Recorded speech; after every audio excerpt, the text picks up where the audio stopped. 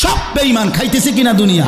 তো আল্লাহ তাআলা বলে কুলু ওয়া তামাত্তাউ কালিলান, এই নাফরমান কিছু সময়ের জন্য দুনিয়ার মধ্যে খা, ভোগ কর, ইন্নাকুম মুজরিমুন, কিন্তু মনে রাখিস তুই কিন্তু নাফরমান, তুই কিন্তু পাপী, আমি কিন্তু তোরে ছাড়বো না। কবরের প্রথম রাত থেকে হাসরের ময়দানে আমি দেখবি তুই বান্দা আমি কত কঠিন কত কঠোর, তোরে আমি দেখাবো। ভাত খাইতে লইছ খাও,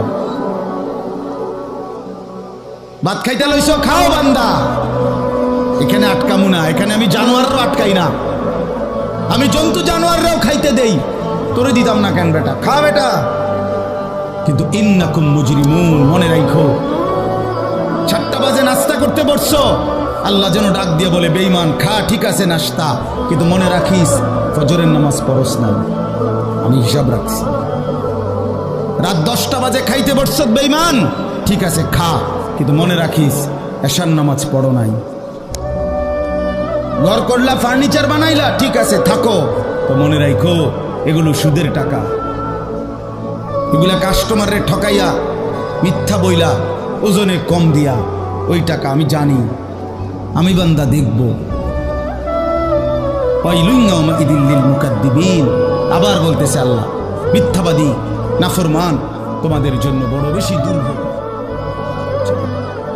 এরপরে আবার বলে দেখেন ওয়াইযা কিলা লাহুমুর কাউ লা ইয়ারকাউন, এই ছেলেরা তোমরা সবাই শোনো, আল্লাহ তাআলা আবারও বলতেছে সমস্ত মিথ্যাবাদী নাফরমান তোমাদের জন্য হাসরের ময়দানে কেন লাঞ্ছনা হবে, এর প্রধান কারণ ওয়াইযা কিলা লাহুমুর কাউ লা ইয়ারকাউন, যখনই বলা হতো নামাজ পড়তে, যখনই বলা হতো রুকু করতে, যখনই বলা হতো সেজদা দিতে, লা ইয়ারকাউন, আল্লাহ তাআলা বলেন সে রুকু করে না, সেজদা দেয় না, নামাজ পড়ে না, নামাজ পড়ে না।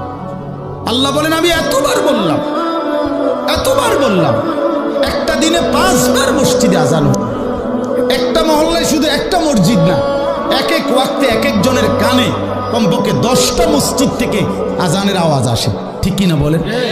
কি রে বান্দা এত শক্ত হইলি কেমনে বান্দা, আমার এত বড় আসমান জমিন দিয়া, এত বড় কায়নাত দিয়ে বান্দা আমি তোকে লালন পালন করলাম, বিনিময়ে তুমি একটা সেজদাও দিলা না। 365 দিনে খোদার একটা বছর কোনো দিন ফজরের নামাজ পড়লা না, এ কেমন জিন্দিগি বাপ? এত এত কঠিন মানুষ কেমনে হয়, এত পাষাণ মুসলমান কেমনে হয় বাপ?